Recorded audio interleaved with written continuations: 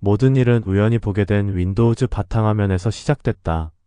동굴에서 본 새봉우리의 사진이 멋져 어딘지 찾아봤는데 이탈리아 북부의 알프스 산맥에 있는 돌로미티 지역의 트레치메란 걸 알게 됐다.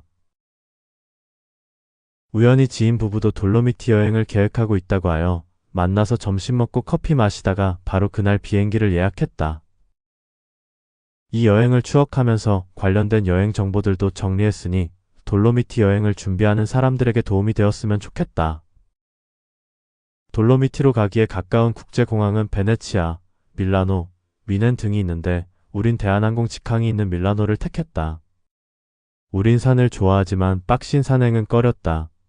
다행히 돌로미티는 대부분의 명소를 케이블카로 오를 수 있어 여행을 결정하기 쉬웠다. 돌로미티의 케이블카는 6월 말이나 돼야 모두 가동된다는 걸 고려해서 그 즈음 2주 정도 갈 수 있는 가장 싼 비행기편을 고른 것이 6월 21일부터 7월 5일까지였다. 결과적으로 이 시기 선택은 신의 한 수가 되었는데 야생화 만발한 돌로미티를 만끽할 수 있었다. 6월 초엔 돌로미티의 무릎까지 눈이 쌓이니 아이젠을 가져가란 설도 있다. 쌓인 눈이 걱정될 땐 유튜브의 아우론조 산장에서 트레치메를 비춰주는 라이브 서비스가 있으니 누구나 출발 전에 쌓인 눈 상태를 확인할 수 있다. 누구는 가을이 좋다 해서 가을의 돌로미티를 사진으로 봤는데 나는 다음에 다시 갈 때도 야생화 가득한 계절의 돌로미티를 선택할 듯하다. 대한항공은 밀라노의 말펜사 공항에 밤 늦게 도착한다. 렌트카 사무실이 그때까지 열까 걱정될 정도로. 그러나 놀랫자리는 사무실도 외부에 있어 셔틀을 타고 나가야 하는데 셔틀 타는 곳도 한참을 찾았다. 4명 여행의 짐까지 감당하려면 토요타 라브4 정도 크기는 돼야 하고 장거리의 기름값을 생각하면 하이브리드가 필요해서 이코노미 부킹닷컴에서 놀랫자리를 통해 1077.72유로에 예약했다. 그러나 그것은 낚시였을 뿐. 토요타 라브4는 없었고 대신 포드 포커스 하이브리드를 내주었다.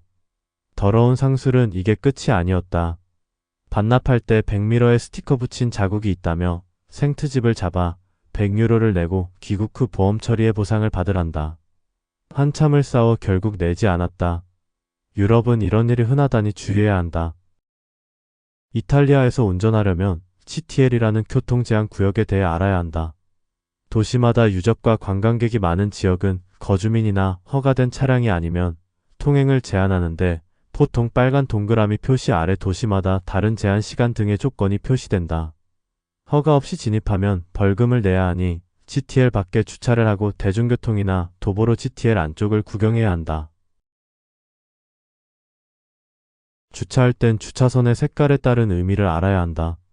파란 주차선은 유료인데 보통 선불 결제나 사전 결제 후 출차해야 한다. 우리나라처럼 나가면서 카드 결제하는 건 보지 못했다. 분홍 주차선은 임산부나 아기 동반 여성에게 우선권이 있고 녹색 주차선은 전기차 전용이다. 흰색 주차선은 무료인데 찾기 어렵다. 노란 주차선은 장애인이나 허가된 차량 전용이다. 이탈리아의 주차와 톨게이트, 주유 등과 관련된 정보는 마민 이털리라는 사이트에서 구했다. 여행객은 현금이나 카드를 써야 하므로 텔리패스가 있어야 갈 수 있는 노란색 게이트로 가지 않도록 주의해야 한다. 나갈 때도 텔리패스가 있어야 갈 수 있는 노란색 게이트로 가지 않도록 주의해야 한다.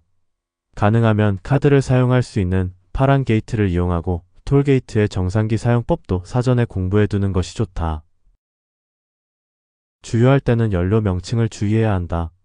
휘발유는 벤지나라고 표기되어 있고 노즐 색깔은 보통 녹색이다.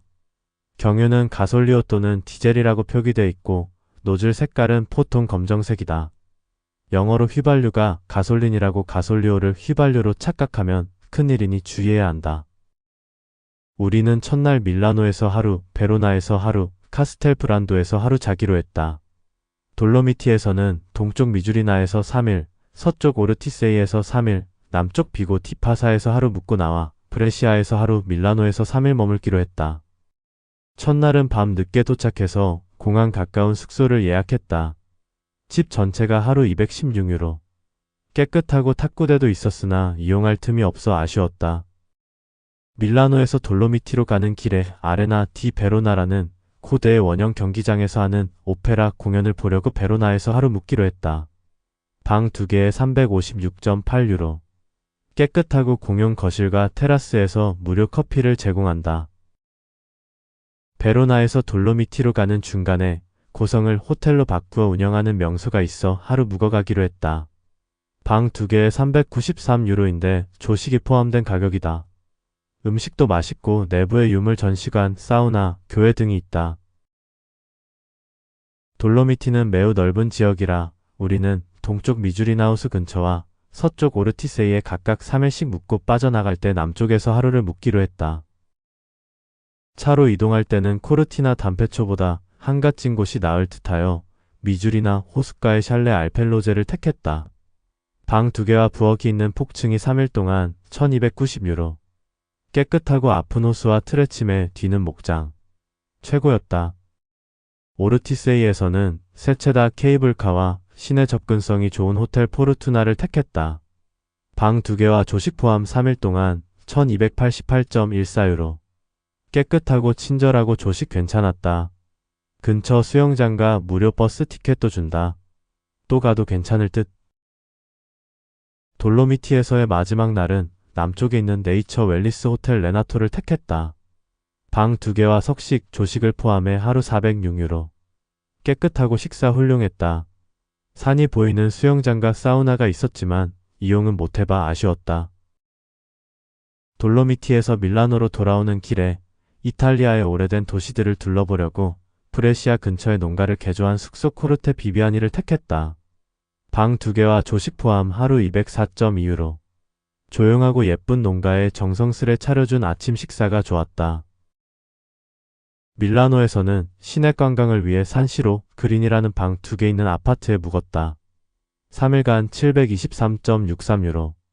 입실 절차가 복잡했으나 보안 잘 돼 있고 전철과 마트가 적당한 거리에 있어 비용 대비 나쁘지 않았다. 우리 여행은 돌로미티가 중심이었기에 7일 중 5일을 자유롭게 리프트를 탈 수 있는 슈퍼서머 카드를 이용하기로 하고 그에 적절한 일정을 계획했다. 여정이 제법 길기에 여기서는 우리의 주요 여행지 이름만 소개하니 여행지별 기록은 이어지는 영상을 참고하기 바란다. 첫날은 밀라노에 밤 늦게 도착하니 숙소가 전부. 이튿날은 가르다우스 근처 휴양 도시 시르미오네. 요새 도시 페스키에라 델 가르다. 아레나 디 베로나에서 오페라 투란도트 공연. 사흘째 날 오전 줄리엣의 집, 아킬레 포르티 현대미술관, 스칼리제르 무덤 등 베로나 시내 관광. 오후엔 오래된 성을 호텔로 개조한 카스텔브란도. 카스텔브란도 근처의 물방앗간. 나흘째 날은 산타 카테리나 댐.